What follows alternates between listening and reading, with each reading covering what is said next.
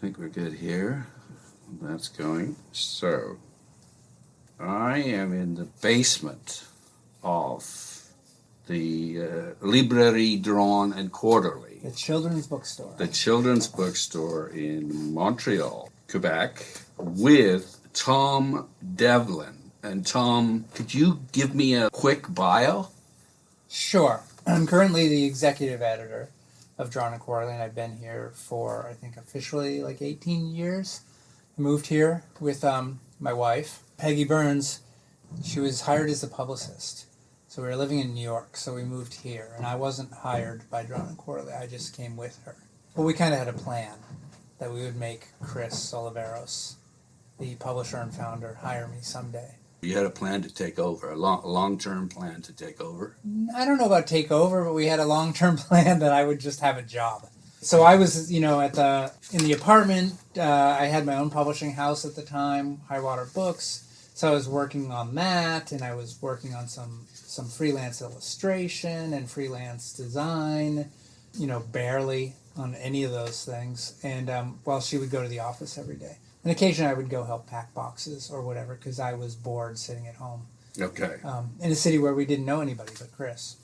Right. So right now you are the executive editor. Right. Let's wind it back to your childhood and your love of Peanuts, Lil Abner, Broomhilda, and BC. Correct. It's all covered. That's good. And your mom worked at a library where you had access to a ton of comics. Yeah, I mean, it was kind of what it often is the case is that, it was the comics in the newspaper, right? And, of course, that's why those are all listed. And, something like Pogo 2 was in the paper still at that point. Okay. So I just would, I just liked the comics, so I would just read those relentlessly. And then, of course, it's always the supermarket comics that you could get. You go to the supermarket with your mom, and there were some on the spinner rack. And eventually you find, like, the store in town that's, the little shop that has milk and comics. And so then I would buy superhero comics there.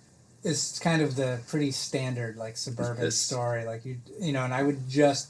anywhere I could find comics. So even before my mother was working at the library, I would go to the library and, check out every single book about comics. Yeah. It's like me asked, why are you so obsessed with books?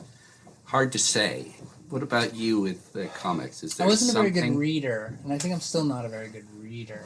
So right. I do think that something appealed to me in that way. It just was the easier? Pictures. I don't know. Yeah. It just appealed. And of course, in a newspaper, that is going to stick out to any kid. And like any kid, I drew. I think it's very likely that I got positive reinforcement and then just thought, like, okay, I'm into this. I'm into being praised. I'm into, now I draw. I like comics. This is, You were indulged. Anybody who's deeply into comics, you kind of just are, and other things aren't as interesting to you. We all have those kinds of obsessions, right? Like, I like movies, but I am not obsessed with movies the way it kind of is. I mean, it's just eventually it's just that magic of, how they work that probably keeps me engaged. So you went to out-of-town news in Norwood, Massachusetts? Yeah, that was where we'd go buy most of our superhero comics. My brother and I, our mom would drop us off there. Million Year Picnic and Newbury Comics in Boston, Cambridge area. Right, so in high school we would take the train from the suburbs into the city, and then we would go around to any place in the Yellow Pages that listed that they sold comics. So I remember there was a place, that's what you did, right? You just looked it up. Totally, yeah. I remember... Get a list and then you get a list and all. you go to those addresses and you have no idea what you're getting. So you get to some place and you'd be like, this is just... They've got 8 comics here, underneath a shelf. Right, but hey, it might be the comic. There was a great place in North Station that, as I remember it, was just a big open room with tables just piled with magazines. Right. And it'd be the kind of thing that would just have newspapers and like Playboy magazines and comics and you would just go through. It was just paper, right? Yeah, and you just go through and look and hope you could find some like good comics. So what was a good comic then? Anything. It was anything. I mean, we had all the stuff like we'd be into the X-Men or the Hulk or whatever. Okay. It was always like a small group of us, right? The neighborhood kids would go in, so we were all Marvel heads. So we were looking for Spider-Man and and X-Men and whatever. Okay. It'd just be stuff like that, and you hope to find an old one, too, right? Yeah. Which I'm talking. This is the '70s, so the old ones are sort of not that old. Right. In a way, right? They're just 60s.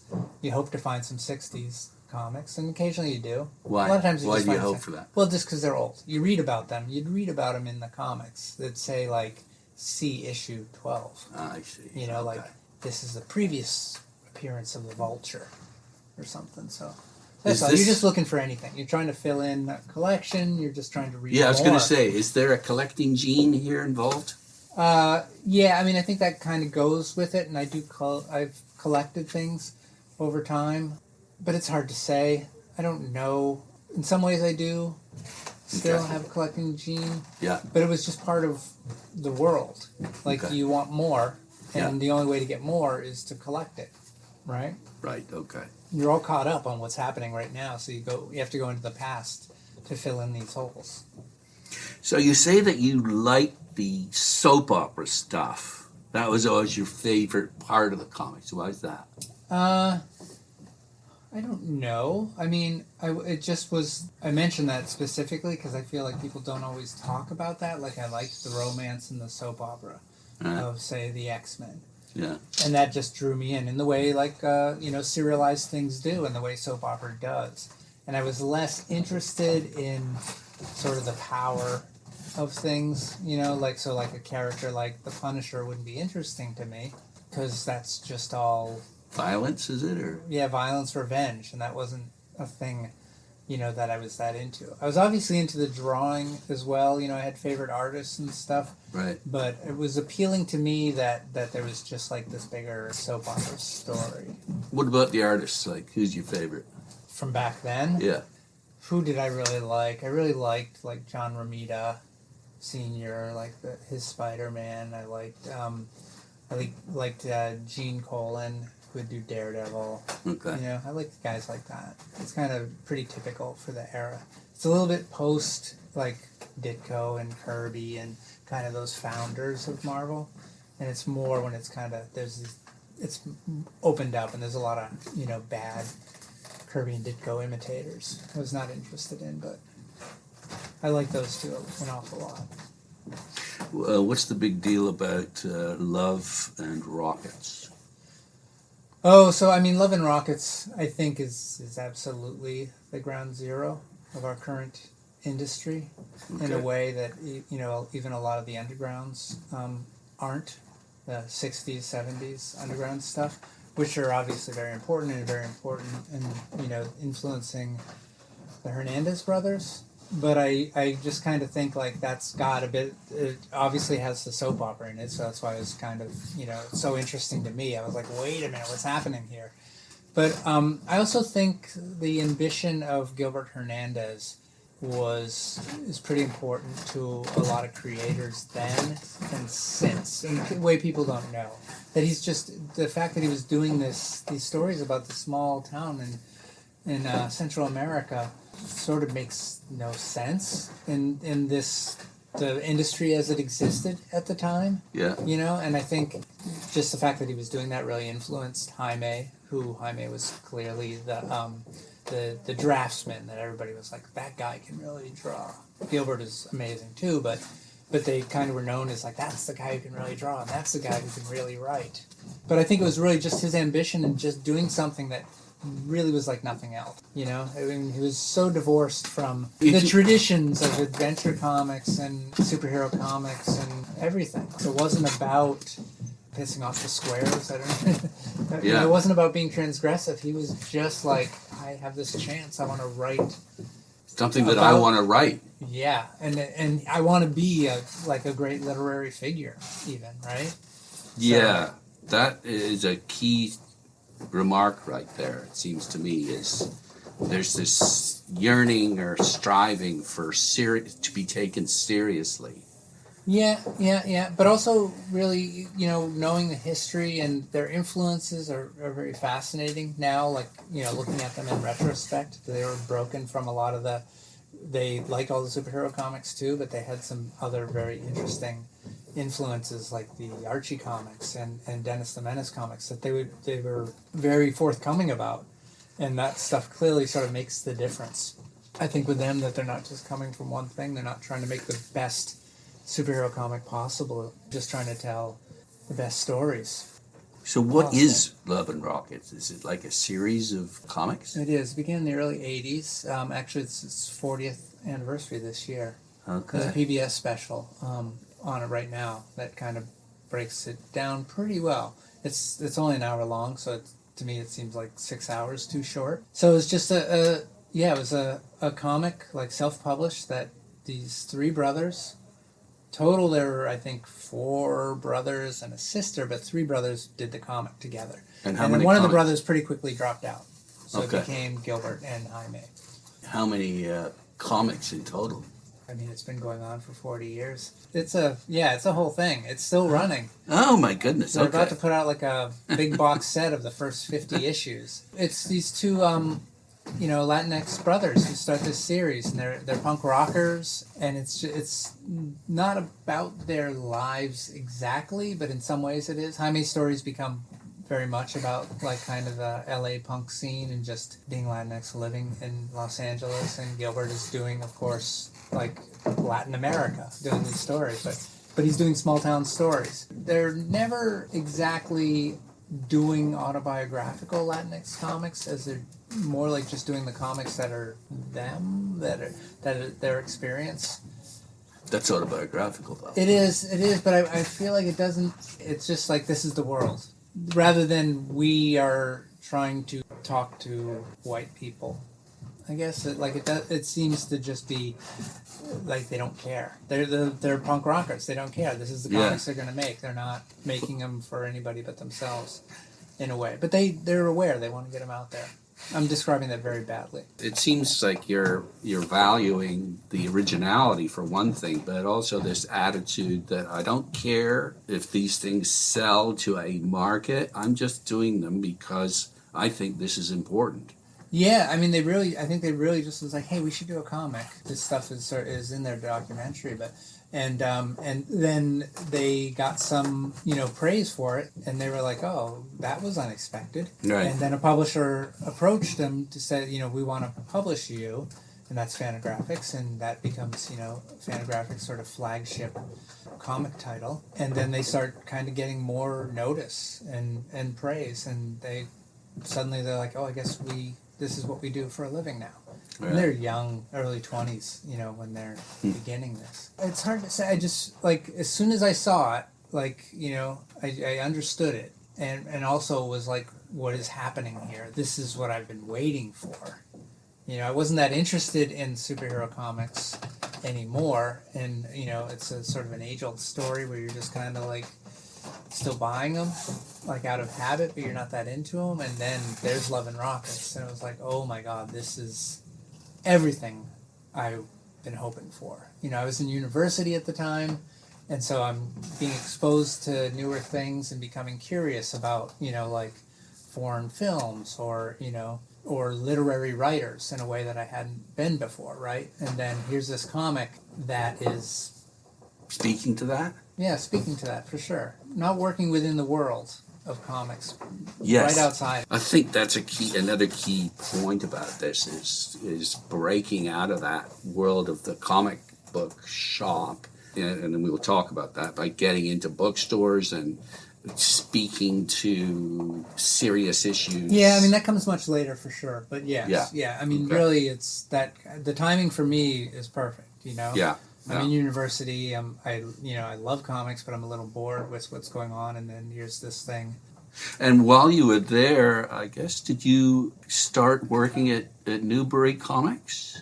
Yeah, so it's around the time that I leave university Okay. that I start working at Newbury Comics. Newbury Comics is a kind of more like a lifestyle store. Okay. By then, so they have comics. It started with with a comic book collection, but they started selling punk rock singles, you know, in the late 70s, and then became a music store. So they were really a music store more than they were a comic store. But comics has always remained important because it's in the name and it's their origins, you know. And what did you learn there at that retail outlet? I don't know how much I really learned in Newbury Comics. I wasn't there that long. It's when I started working in comics, right? I see. And then I met people at the distributor, Diamond Comics. Yes. And you know, then I started meeting retailers and other people who kind of were into comics. Post kind of high school reading superhero comics. You know, I started to read people with different interests. So that's how I started getting, you know, introduced to some of the classic undergrounds, but also that's when Raw Magazine is coming out, you know, so I start seeing all this stuff. Okay, I was going to say, what are some of the more important undergrounds? Raw Magazine? That's key for kind of the new comics world. And, you know, and the undergrounds are great, but that's, you know, well-trodden ground, I guess. But like Raw and Love and Rockets, and then you're adding Pete Bag, Neat Stuff, and Dan Klaus's 8-Ball to the mix, and then Chester Brown is doing Yummy Fur, and so then it just starts to kind of expand, kind of this, you know, second wave of underground comics, which are, again, divorced from the original just kind of underground, subcultural. The Robert Crumb kind of stuff? Sure. And the undergrounds were a lot of them were sort of against mainstream culture, right? Like and made to specifically be repugnant to mainstream culture. And so the second wave of undergrounds is a little bit different from that, I think, and that's not its concern as much. Like it's trying to go other places. Okay, what I'm trying to get at is, you know, by asking that question about Newbury Comics and retail, and also Million Year Picnic is another, that's Harvard Square, right? Yeah, and so was Newbury Comics. That was in Harvard Square where I worked. Million Year Picnic becomes much more of the sort of the retail lesson because it's only the comic store, and I'm working with Tony Davis, who is, you know, sort of handing down the wisdom of working in that comic store for as many years as he had. He went to Harvard and started working in the comic store while he was at Harvard. I think he's maybe a little bit younger than me, but, you know, around the same age. And so he'd been there longer. I was a little bit older at that time, right, out of college. So he just was telling me just basics of retailing, you know, like what you could price things at and why, and just getting a real wide range of different comics and where he would place them in the store and just all that kind of stuff. But also providing a lot of autonomy for myself and other people who worked there to kind of build up the sections. So key takeaways from that experience for you then. And I don't mind getting very specific about, like, why do you put that comic where you put it? Well, I mean, one of the things is that comic stores are kind of, they have this reputation for being kind of like weirdos' dens, right? They're dark and, you know, and hard to figure it, and they're just scary to look into for a civilian. So Tony tried to avoid that, and you know, one thing he did is that he had like kids' comics and strip collections, like right as you came in the door, so the average person would see things that they understood rather than something that, you know, like a tortured heavy metal or superhero cover that would repulse them. They'd walk in and there'd be a Foxtrot collection or something that they would understand, Calvin and Hobbes, right? Okay. Friendly. For sure. And then just, I remember one time they'd just price the comics right on the cover. They just put a price sticker right on the cover, which, you know, was horrifying to me, like older comics, like just older. You mean he'd stamp them right on there, or? Yeah, they would just price sticker right on the cover. And I'd be like, you can't do that. And he was like, look, I'll tell you that, you know, you put that in plastic and put a price sticker on there, and you're not going to sell it. But you just have the sticker on there. People flip through it, and then they'll just go buy it, and they don't care about the sticker. That was completely shocking to me, and it was utterly right. People wanted to be able to look through the thing. You know, they weren't walking through the door saying, I must find X number 4, and I will pay whatever the price is they want to browse. And so they go like, oh, I like that. So in other words, fewer real collectors then. Well, I mean, Because a real he's collector like, would don't do get, that. you know, it was just like, don't get wrapped up Right. in that collectible side. I see. You know, Yeah. you know, people want to read these things. Yeah, I mean, it was just kind of, you know, simple stuff like that, and just how he would order and how much he would keep in stock of things, and just, you know, and because we were right there in Harvard Square, right next to Harvard, you know, you'd get a new crop of customers. Yeah, you're not just in a small town where it's just the same people, just growing older for the most part, right? So you could actually stock something that would typically seem old to a normal comic store that's fresh. You know, like new issues of Hate or 8-Ball or Love and Rockets, you could go back as far as possible with those issues, whatever the publisher had, and you'd sell them because they were new to the students. They were coming in from all over the world even, and anything you had on your shelves was a shock to them, was brand new to them, because there's no store that was going to have all that, right? Right. So stuff like that. That was really, really great. Anything else about, you know, the key to selling books or comics in the store? It's just what you'd expect. Is, you know, it's easier to sell stuff that you're into. In other words, because you can hand sell it Because you better? can talk about it. Yeah. Okay. So there was, you know, like I was sort of the underground comics guy, right? And the mini comics guy. And that was also where I became introduced to mini comics and really small press artists, because I was right there and they'd come in to sell their books. And then I was like, wait, there's a whole world here. Okay. And mini comics was pretty important to, like, you know, my next step into publishing. So, you know, there was like a superhero guy, and there was a guy who was kind of more into the Vertigo, like Sandman and that kind of stuff. And then, you know, I was like the mini comics guy. There were a variety of people who could talk to the different types of comics that were in the store. Yeah. And if you're into it, you can sell anything, too. That was the thing. That's you know, like true. Your enthusiasm. I was like, you have to get this. This is great. That's right. You know? Well, that's the other thing, too, is people come to bookstores and comic stores for expertise and advice and talking to people who love the same stuff they do. Yeah. This is a huge part of it, isn't it? It's a big part of any buy local. Well, plus there's so much stuff to know. It's like an endless conversation. And especially as now, you know, right? Yeah. Like back then, maybe less so. Back then, you know, I mean, you would go just to see what there was, right? Like now you know some of what there is, and then there's a lot you're choosing not to read or know about because it's too much coming in through your computer, right? Yeah. But yes, you go in and there's, you know, there's just an onslaught of new things, and, you know, a staffer can easily say, oh, you want that one. You like this and this, then this is the one you want. Yeah, okay. And, of course, we know that algorithms are doing that. Okay. But it is hard to beat. You know, you make a friend in the bookstore and you know to go ask, you know, Benjamin. Yeah. And you can't beat that. I mean, we all ask friends, what was the last movie you saw? What record do you like right now? You know? One thing, and again, I'm quoting from, I should reference this, where the hell do we put those? We set them down over here. Drawn and Quarterly, because that's really what we're going to be talking mostly about. 25 years of contemporary cartooning, comics, and graphic novels. And Tom, you were one of the key editors of this, right?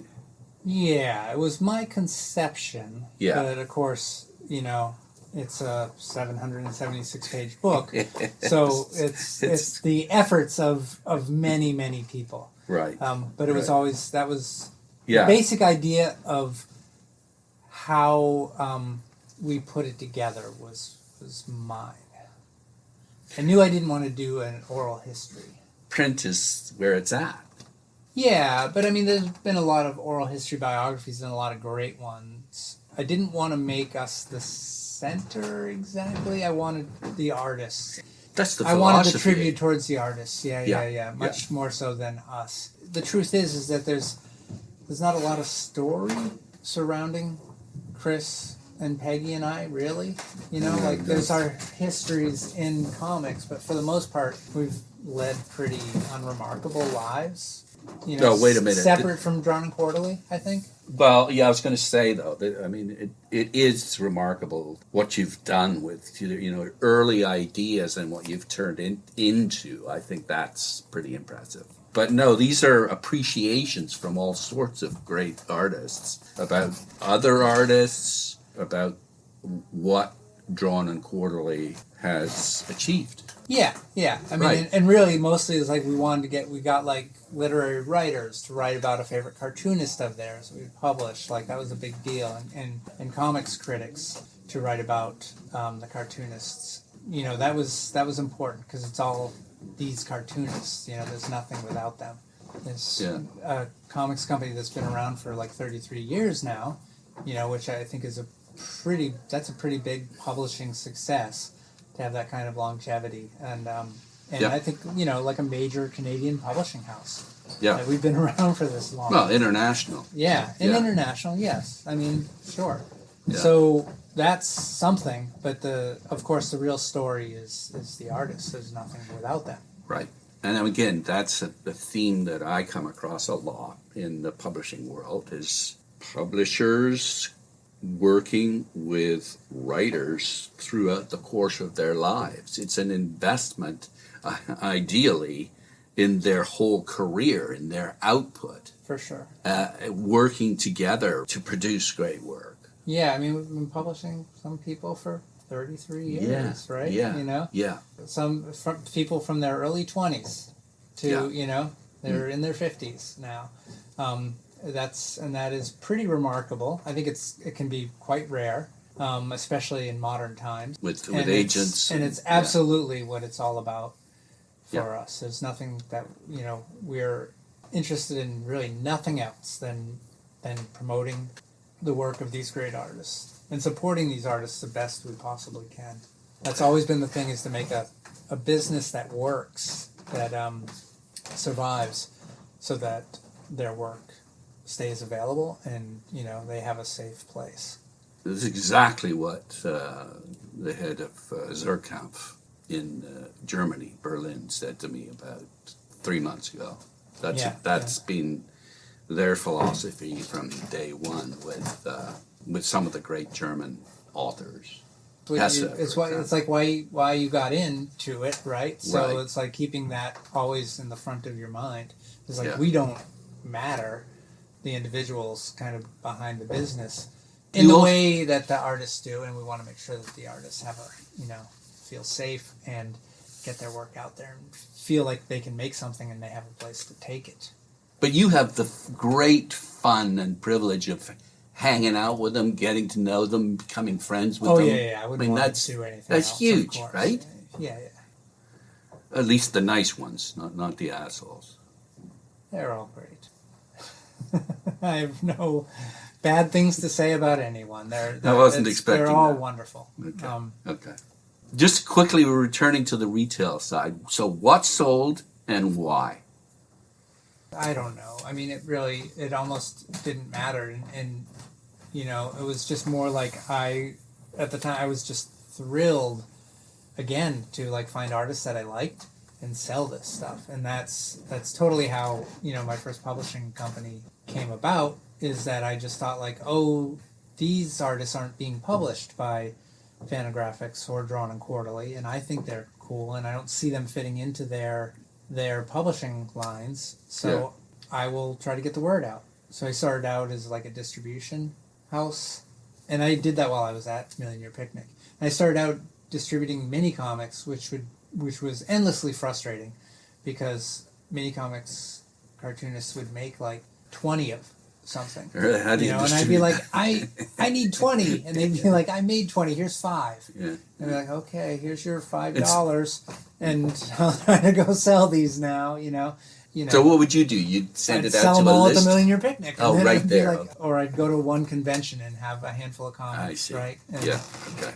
Yeah. So a big part of it, isn't it, with publishing, is discovering For sure. someone. And Yeah.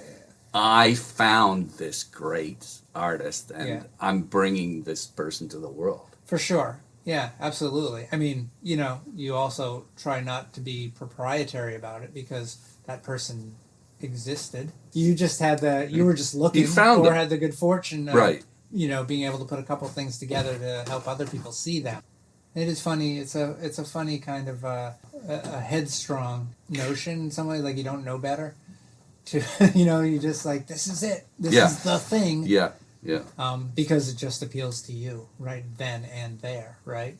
Yeah, it's funny. I watched a Chris Ware interview or listened to one not that long ago, and he talked about this interesting mix with cartoonists of arrogance and self-doubt.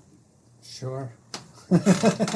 In Any almost artist. in the extreme, but I guess particularly here, apparently, according to him. But maybe that's the same with the publishers too. I don't know. But it's funny because the Chris Oliveros, who founded Drawn and Quarterly, he's a cartoonist, and so are you. Yeah, I would rarely call myself a cartoonist. Okay, but still, you had ambitions when you were a kid. Yeah, and I still draw a bit, right. and still hope to make something, but, working on the business right now. Yeah, and I don't, sure, I think that not every good comics editor or publisher has drawn comics themselves, Okay. I'm not certain, to say that's necessarily important. Definitely when I see a cartoonist that I really like, they make me excited about drawing, and that might not happen to somebody who doesn't really draw. What is it? Is it like you see them and you think, man, they're so good, I've got to get back to the drawing board? Sure, yeah. That's how it works? Yeah, you get excited like that. And, that can happen, again, with anything, right? Like, just you read a great writer and you're just sort of inspired, right? Yeah, like, your own sentences are forming in your mind as you're, like, reading this great writer, too. Like, that's if you're a writer. But if you're a reader, if it's great work, you're inspired to go out and change your life, or go out and change the world, or do something about your life. Sure.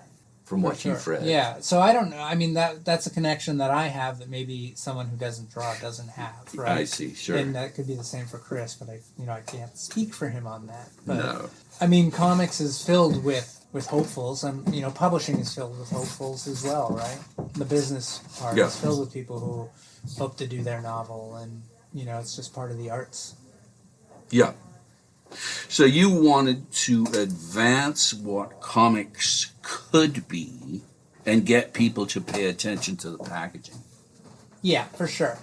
So it was definitely a time when comics was being talked about like in literary terms. It's post-Mouse, and then there's a lot of comics coming out that I thought were really great but weren't getting the kind of play. And working in a comic store, I just stood there and looked at, rack after rack of like these murky, dark, tortured covers for superhero comics. And I was just like, well, no wonder people don't want these things.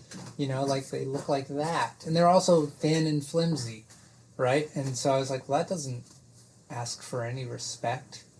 So graphic novels had started coming out, and I was like, if it has more presence and just says, like, take me seriously as an object, people will. I worked next door to a bookstore, so I'd go in and look at, different book covers, and that's always fun to look at, book design, and I liked those objects. And so I definitely thought about, like, the object. So it's kind of thinking, like, what's the next step? And that was something that like, the evangelical side of me was really starting to, kind of like kick in, and I was thinking, like, why don't people love these things as much as I do? That was totally why, I said I'm going to be a graphic novel publisher. I'm not going to publish pamphlets. I want books, and I want books in bookstores, and I want people to take comics seriously. I see, okay.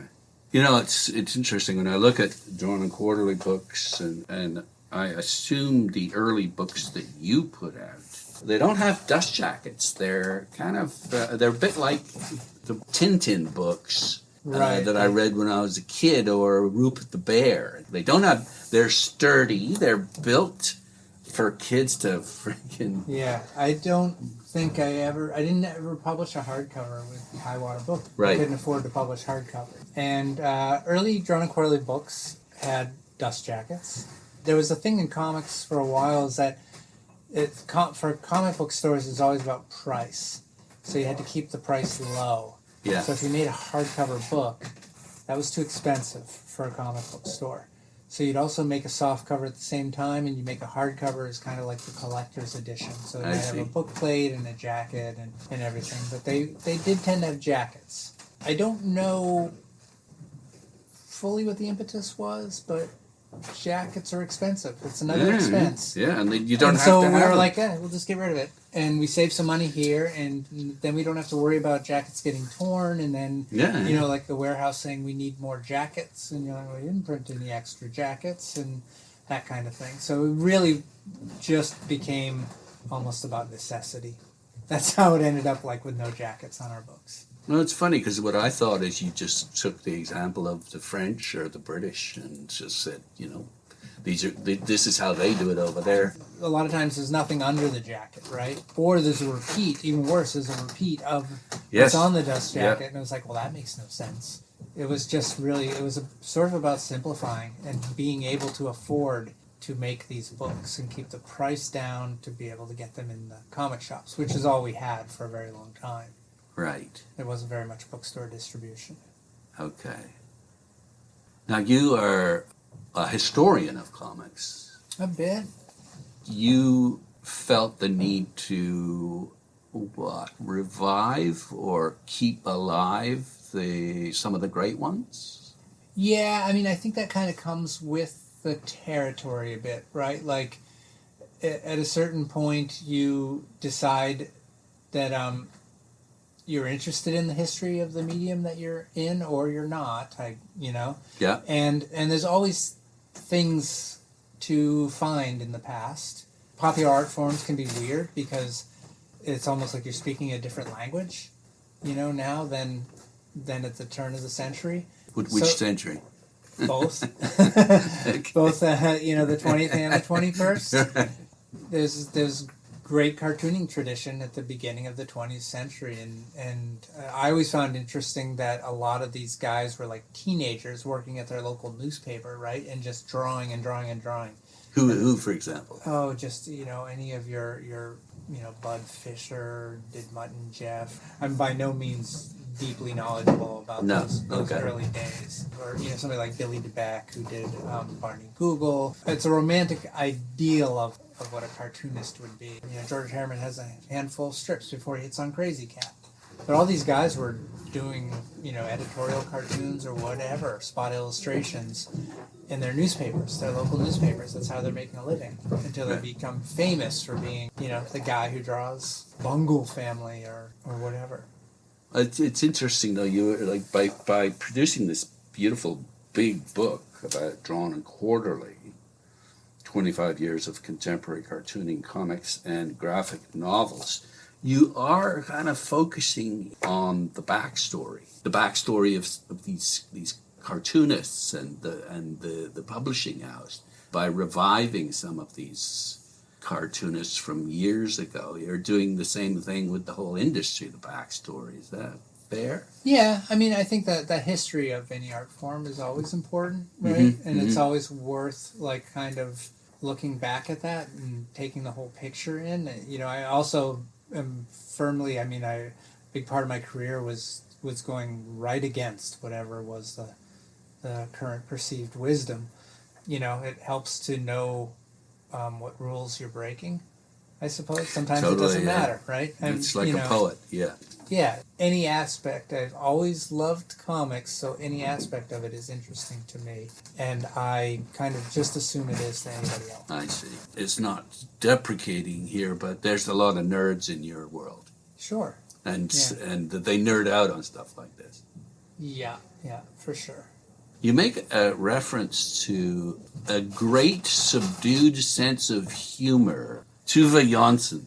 Can you tell me a bit about her? Sure. So when I had Highwater Books, and I'd travel around and do conventions, and I met this British historian named Paul Gravett at around the same time that I met this New Zealand cartoonist, sorry, that's a terrible mistake. Yeah, big. Dylan Horrocks. Dylan had lived in London for a while, and he had a photocopy book of these Moomin cartoons, comic strips that appeared in the Evening Sun, I think. And he had gotten it from Paul Gravett. So he showed it to me, and they were great comics. And so I was just kind of always curious about this. And it was one of the first things when I came to Drawn and Quarterly, started working for Drawn and Quarterly. I waited for a while before pitching ideas because I was like, this is Chris's company. I want to get an understanding, and I want to honor what he's doing. Respect. I'm just happy to be here. But I had this idea, to do this Moomin comic strip collection. So then I asked him. He says, "Oh yeah, that sounds great." So I called around, figured out how to get the license and everything, and we started publishing those comics, and it was the fastest selling, biggest success the company had yet. How did you get the rights then? Is it? I called a museum, I think. There's a Moomin museum, and I called there, and then they gave me the number to the rights holders. And who were they? The estate? It was split between a couple of things. There were different things were held by different publishing houses, or now I think it's all under the estate, but at the time it wasn't. So I tracked that down, and they were perfectly happy because nobody was particularly interested. Right. So it was really a bunch of things were very lucky. So we didn't have to fight for it or pay a lot of money that we couldn't afford for it or anything, and then we also got lucky that Moomins were sort of well known widely, if not highly, in the culture. There was a lot of Scandinavians or people with Scandinavian friends or relatives who had read these books. There were chapter books too that FSG actually publishes, so they knew those. So it was something else Moomin that came out. Wait a sec. These were... There's 7 chapter books, I believe. So she wrote and... She started out as, like a fine artist, and then wrote these chapter books, and then after a couple of those started doing the comic strip, and then did that for a little bit, and then found the workload of the comic strip crushing. I went back and did the chapter books, and then wrapped those up, because then found I don't need to keep doing this, and then started writing books for adults. And when did she die?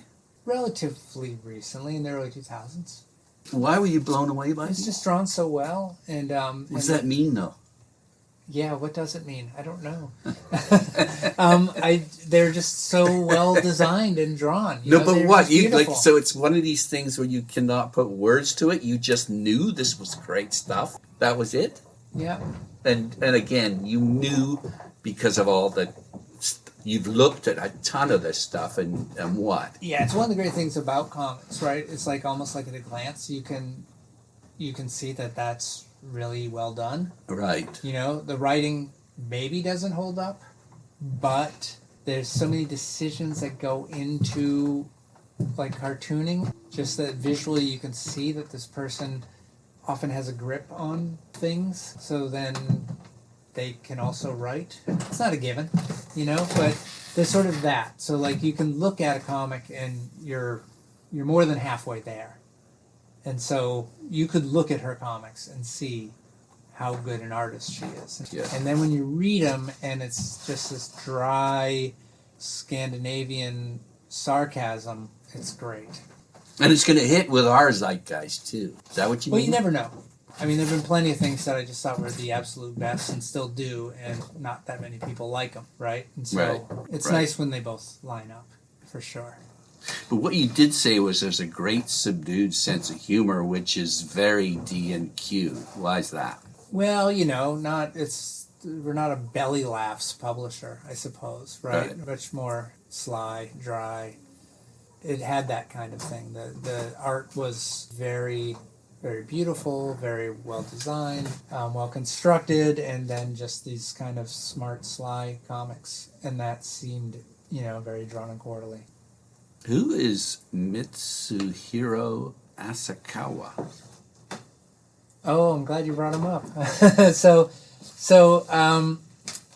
call him Asa for short, and so he is a Japanese comics historian, and so he is the guy that we go to when talking about Japanese comics. So we now have a couple of Japanese translators that we deal with very consistently, and that's Zach Davison for the Shigeru Mizuki stuff, and Ryan Holmberg for everything else. So Ryan actually kind of trained at the knee of Asakawa.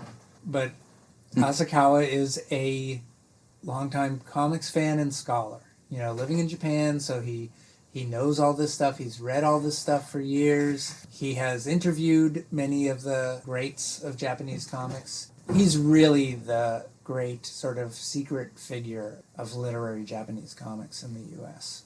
It almost always goes back to him. I'm jumping around a bit, which is typical of me. But this whole idea of intelligent comics, it's like when Chris started up the company, he had in mind to be sort of like a graphic Harper's or New Yorker magazine, this sort of striving to be taken seriously. And again, I should just interject, not that maybe people care that much about it, but I don't know that I've bought into this idea. Sure. I know I need to read Chris Ware's Jimmy Corrigan. I'd recommend Building Stories if you were looking for one to start with. Because that's the one that's a box with several chapters, several different books inside of it that you can read in any order, sort of like a B.S. Johnson. Yes, my choice then. Idea? Yeah. Okay. And I think that kind of shows is a really good showcase for what Chris does. But I'm just saying for sort of the full Chris Ware experience. What I want is proof that it's intelligent and really worth my time. Yeah, well, I mean, believe me, I've kind of faced that for years, right? A lot of times, you think about it, so a lot of times with people like Chris and myself, we're kids when we get into this, right? And we love this thing, and then we discover kind of like there's something else really going on here. Or people are doing work that isn't just talking to children or to teenage boys, that people are trying to talk about bigger things. Or succeeding, whatever, or just making something that's like art for art's sake. And, you're realizing there's something going on here. What do you mean? That art is being made. You may not be able to fully put a finger on it. You're just like, here's a medium that you're obsessed with, and then you see they're really up to something here. These people, they're striving to make something. They're making they're just off in their own weird little place, making this weird thing. Or they're outsider artists, or they're really striving to meet a, kind of like a literary standard. There's a mix of both of those, right? The convincing we're trying to do is we're just trying to find this stuff and package it in a way that, someone like you might pick it up and go oh, okay, sure, I'll give this a shot, and say, oh, I see what they're up to. The problem is that something might be in that package and not be that good. Right? Well, that's what I was going to say. It's like, I don't want Robert Crumb. I don't want, bodily fluids. I don't want adolescent male stuff. Yeah. I want something that... And we weren't interested in that either. We both were kind of thinking separately. We want what's next. Okay. And I saw that in Love and Rockets. In no way ever have thought of consider myself an intellectual or anything like that, Right. Through Love and Rockets, I discovered Gabriel Garcia Marquez and Louis Buñuel, because people compared with what was happening in Love and Rockets to those things, and I was like, well, what are these things? And then I was like, oh my god, this stuff's amazing. It's of a kind. Those distinctions are they're not going very far, Gabriel Garcia Marquez, okay, great South American writer. I get it, Yeah. And then writing about small villages at times. And then Louis Buñuel, like Los Olvidados, they're focusing right on his Mexican stuff, right? His Mexican years. So they're not really making a big stretch into finding things that are like this, right? But finding those things, and then I'm like, wow, these things are amazing, and then finding more, researching other Latin American writing, like I mentioned, Jose Donoso, and then getting into other film because of Buñuel. Buñuel is still one of my all-time favorites. But what's the point you're making? Is that this Love and Rockets is of a kind, or that it opened the door for you, or what? It's just as serious, just as good, just as thrilling, entertaining, whatever. Yeah, yeah, and also that there were comics that could kind of transport in that way, rather than being like another really good superhero story, or really shocking you awake, like what, this is all those bodily fluids. I'm shaken to my middle class belief system. Tired. Like it's any great, tired. Well, I think it's important, but it's not all there is, right? And I mean, even some of that work it's reductive to say that it's just that. Yes. So just seeing that, I mean, that's often what you're looking for in literary work, is that it kind of opens things up for you. Yes. It helps you see things that maybe you didn't realize were there, or just makes you make connections. And so we were seeing that in the best comics. I see. And, we wanted to share that with people. This Julie Doucet you mentioned as an important contributor, an important artist of yours. Mm-hmm. I think I saw reference to the fact that she left cartooning because of this little old boys club, or it's kind of it's a often told part of her history, right? Like right. She's always continued to make art, but as I say, she wasn't always making comics. Understood. So maybe that's just part of her trajectory. Right. But I'm saying here, this bodily fluids, snickering kind of adolescent stuff. I think the short version is that what she found was whenever she was traveling or going somewhere, it was a bunch of dudes who were only interested in talking about comics. And she would be happy to talk to women and talk about things other than comics. And so that just became a bit exhausting for her. I see, okay. I mean, and also, drawing comics can be a bit of a grind, lonely, and so I think, all of that was a bit much for her. But in the first issue, this statement that Chris Oliveros makes, the purpose one of them is a feminist purpose, I gather. Yeah, I mean, for sure. I mean, right. He really started drawing Corley with the belief that it was possible to gather comics together and, intelligent comics together and find a readership outside of the comic shop for those. And, the same. I mean, mine was slightly modified a few years later, but basically that this stuff is great and that there are readers for it. They just don't even know. In a lot of ways, that battle has been won. It's not one that we have to think about so much. And then in a lot of ways, it will always be a fight. Yeah, I mean, again, with any kind of book, I'm just looking for something that's more exciting and interesting and captivating than my regular day-to-day existence. That's what I'm looking for. Thousands of books that don't interest you. Most of them, like 99% or 95% or whatever it is. And that's the same with anything, and it's the same with comics, right? Yes. There are thousands of comics that don't interest me, and there's the ones I love. Yes, okay. Fair enough. Just kind of winding down here, I do want to talk a bit about the whole idea of comics and graphic novels. I watched everything he does is superb. Nick Mount, he did the Prof at U of T. He did a half-an-hour video on comics and graphic novels. It's up on YouTube. And he quotes Will Eisner talking about sequential art. That's what we're looking at here with comics and graphic novels. Like film, except it's on a page, and space does for comics what time does for film, and the fact that this sequential art goes back centuries. I just wonder about, there is this prejudice, I think, general prejudice that words and pictures must be separate in order to be art. Despite William Blake, for example, they need to be kept separate. What do you think about that? I don't think he's wrong, and I think he is definitely using he was using higher cinematic language to describe what was going on in comics to kind of get people to pay attention. He's kind of puffing them up a bit, but not unreasonably. I mean, comics is a medium.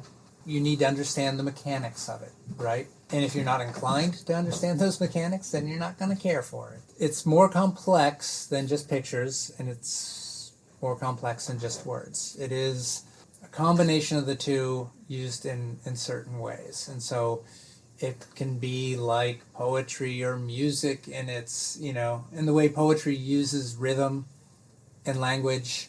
It isn't just straight up words that rhyme, right? Poetry is about the rhythm and the flow and the language and the symbolism. And so, I'm sure if you were talking to a poet about like poems you like, and they're like, yes, everybody loves that poem, right? Like that kind of thing. Like they're deep into the mechanics of it and everything.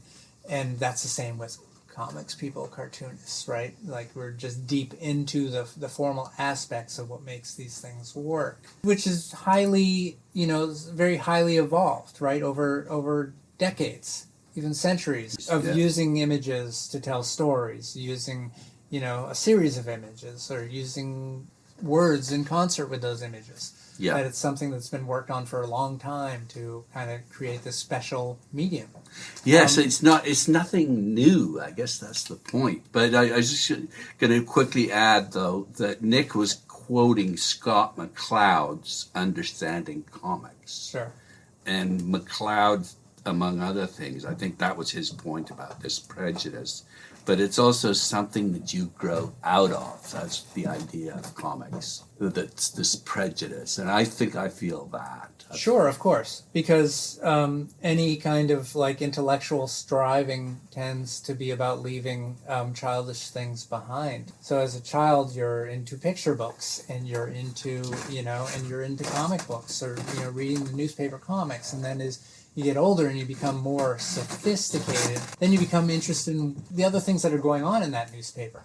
And you're reading like the important stuff. And you put picture books aside and you're into real books now. You don't need pictures to understand what's going on in this. Or you don't want them to interfere with your thinking or your imagination. Pictures, you're like, this is kids stuff. So comics always has that prejudice against it because it's completely tied to, childish things. And even just the fact that most comics people know about are either, the short, goofy, jokey things in the newspaper, or superhero comics, and so it's pretty easy and totally understandable for any adult to say, I am not interested in superhero comics. That makes sense to everybody. Yeah. That makes sense to people who are into superhero comics. So that is always a prejudice that I think will exist for comics. I think and there are plenty of comics like that. That aren't, that feed into that prejudice. Well, that just aren't honestly adult. Yeah. I think the subtitle for Understanding Comics is The Art of the Invisible. And this idea that there's a gap between the panels, and you kind of fill in the gap or the silence. Yeah, it's a completion on the part of the reader, right? Yeah. In the same way, I suppose that reading text, you do a lot of completion. There are pieces that you read that you almost feel like you think back on it and you're like, did I see a movie of that? Because it worked so well to kind of complete a whole world, a whole picture in your head. And that's a bit of what's going on with comics too, of course. I mean, it's more explicit about like, this person looks like this in each panel. I mean, he's talking about kind of the passage of time from one panel to the next, and what is left out in that passage of time. Yeah. Or from page to page. The story is in those gaps. Yeah. And I think in a way that's more explicit. That's more explicit than it is with text. Yes, it's kind of in your face, isn't it? Yeah, in its way. I mean, I don't think you do that same kind of filling in when you're reading, in that, like, what happened in this space in the time I turned the page? in the way that it does with comics. Couple of these milestones here. Mouse sort of legitimated the study of comics because the university level courses on it. Prize, right? That's a biggie. That's kind of hard to. I mean, people will refute it, and of course he didn't get a literary prize. He got a special Pulitzer, yeah. Because they didn't really. We don't want to sully literature with this. That's right. Also, Dark Knight Returns again in this video. The Nick Mount video. Dark Knight Returns. So they're always mentioned together in Watchmen because they all came out like the same year. So which was 1986. So they're always mentioned together because they were all serialized ahead of time. Yeah, they came out as books at the time. For different reasons, were kind of world beaters. I mean, the connection between Mouse and those two is pretty tenuous, I think, at best. Yes, true enough. But again, part one is the sort of seriousness with which this genre is now taken. I suppose that's one, and then the other is that they're actual books. They're not disposable. Well, there's a lot of press surrounding all three, right? In different ways. Not necessarily always all three together, but there's a lot of press. So for comics, it was kind of like, we always wanted everybody to pay attention to us, and here they are, now paying attention to us. Yeah. So they get linked in that way. Even though it's really kind of like both Watchmen and Dark Knight create this kind of like darker superhero kind of thing, which becomes a whole thing. And then for like underground or alternative comics, as it's called at the time, then sort of nothing happened. Because there wasn't a bunch of people making graphic novels to then say, and here's the next graphic novel. Right. So it took a while for sort of the next generation of graphic novels to come out. And that's, more into the 90s. And then really not until like 2000s before there's honest to God, like major publishing house hits. Yeah, like Pantheon. Yeah. Well, with Chris Ware. Chris less so, more like I think Fun Home and Persepolis by Marjan Satrapi. Like, I mean, there was a bit, but sort of like in comics, we all knew, and I don't think Jimmy Corrigan, while it was somewhat celebrated, I don't think it turned the tide in the way Persepolis and Fun Home did. Because what that meant was that then New York City publishing houses were now ready to take graphic novels seriously. Even though comics itself had been taking them seriously for years. Yes. And there was a body of work already existing that Chris Ware and Dan Clowes and Chester Brown and Seth and Julie and on, many people were years into their careers and several books into their careers. But they hadn't had the major publishing house kind of success that just made everybody kind of caused a bit of a feeding frenzy. Bookstores are now ordering them. Well, that's why I wanted to make the point. Chris Oliveros, your wife, Peggy, who was with DC Comics, and Art Spiegelman had this campaign to basically get graphic BISAC codes. Accepted. I mean, that's one thing. The other thing that I find really interesting is that this selling direct into comic book stores, there was no return policy. Right. So that enables kind of a low cost of entry. There was a low threshold, and it was how almost every single comics publisher who started after that point, because Marvel and DC existed when the direct market was created. But it was how any of us would survive for any amount of time, because you'd basically solicit for a thing that didn't exist yet, which is what book publishing does too, and many other things. Yeah. And then you'd get the numbers, and then you'd print those. They'd go through the distributors, and you'd get checks from most of the distributors, and that allowed you to pay for that print run and maybe move on to printing the next thing. So it could be very subsistence level, and it wasn't a great model for growth if your numbers weren't climbing. They often weren't. It's a better model than having to absorb the returns, though. Sure. Yeah, and returns can kill you. They can be a killer. Yeah, But I wonder. But you had to jump into that pond when you started selling to bookstores, right? Yeah, and that was hard. And that wasn't. Yeah. It was often money losing, and for Drawn and Quarterly, it did not settle down until FSG began distributing us, and that was a Peggy deal. She brokered that deal. That was a year or two after because you were with Chronicle. A year or two after she arrived. She arrived in 2003. Yeah, and it was very expensive to be with Chronicle, and it seemed like a good fit, but then realized, well, they really do gift books. And what we want to be is with the literary peer. Yes, I see. And so FSG... Taken seriously. And FSG made sense, yeah. And that's when we started to have better sales, and it started to work. It's just a longer fight than anybody expected. Yeah. But and it's still kind of it, right? Like Sabrina just being nominated for a Booker sort of makes sense to many of us, but then also like, this is the first one. It took this long. That's shocking. And it may take that long again for another one to show up. Right.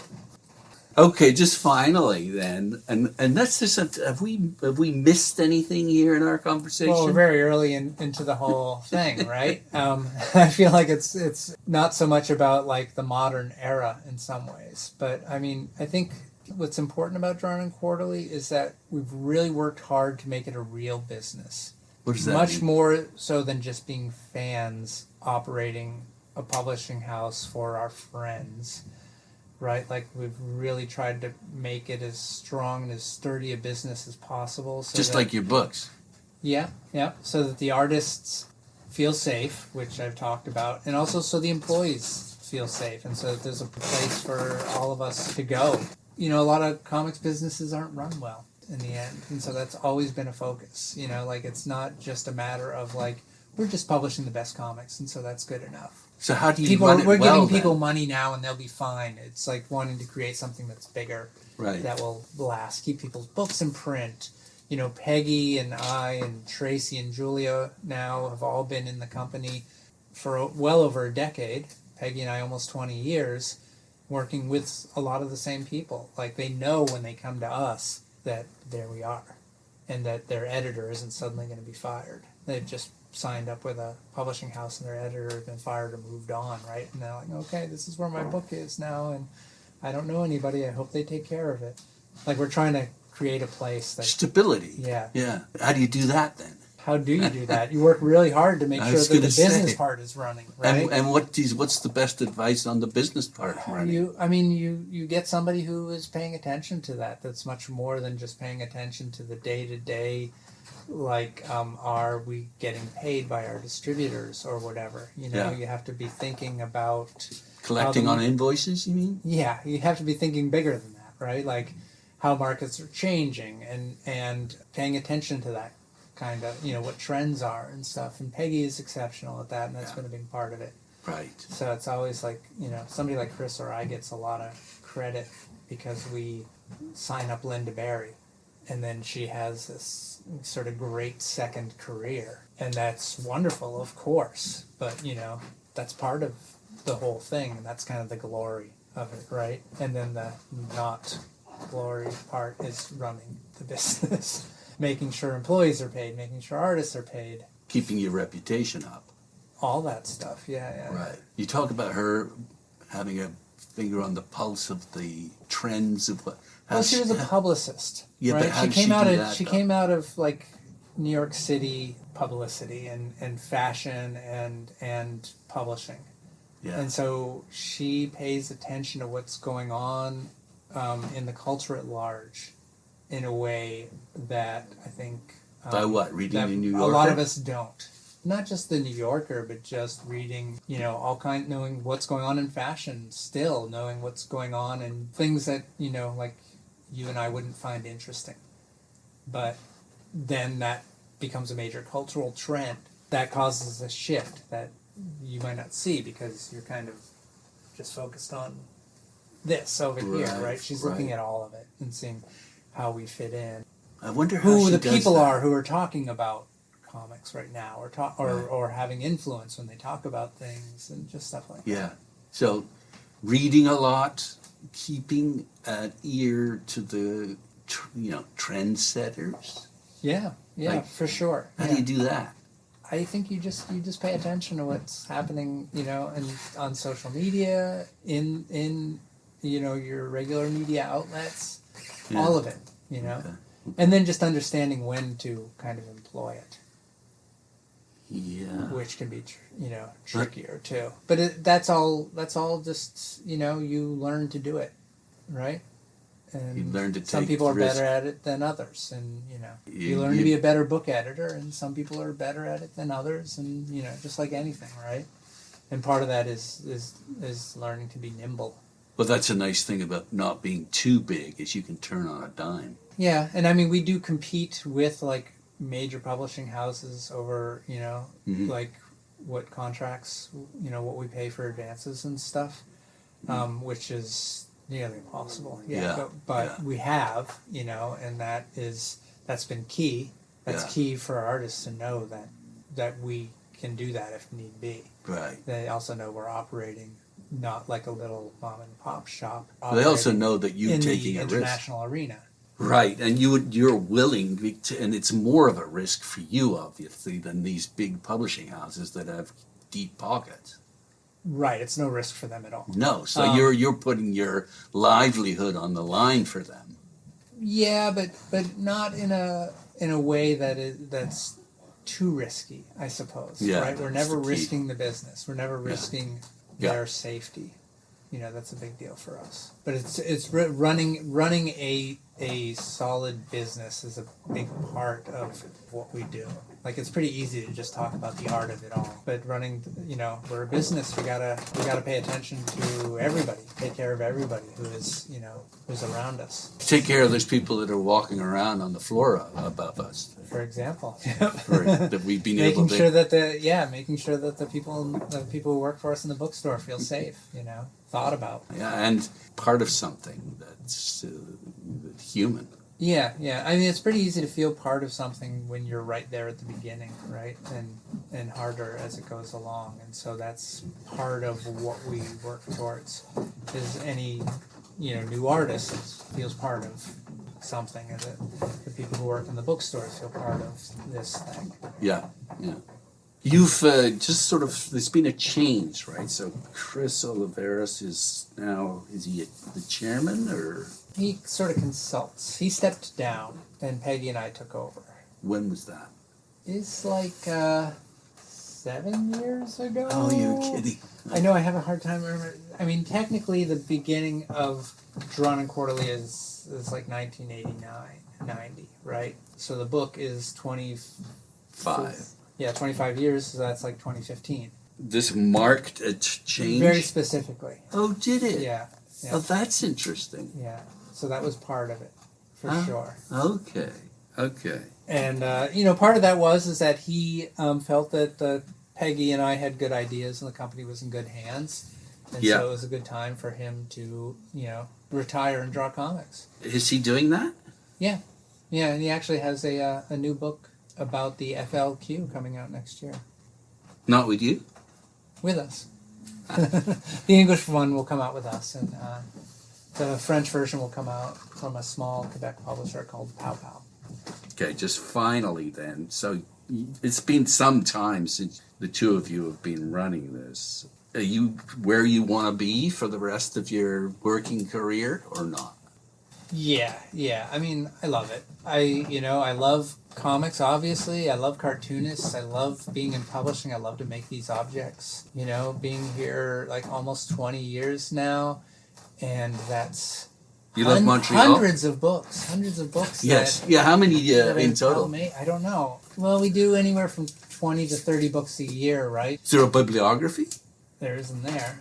That has everything. Up to every single. That's like. That's cool. Okay. I think that has like the all the employees and all the artists.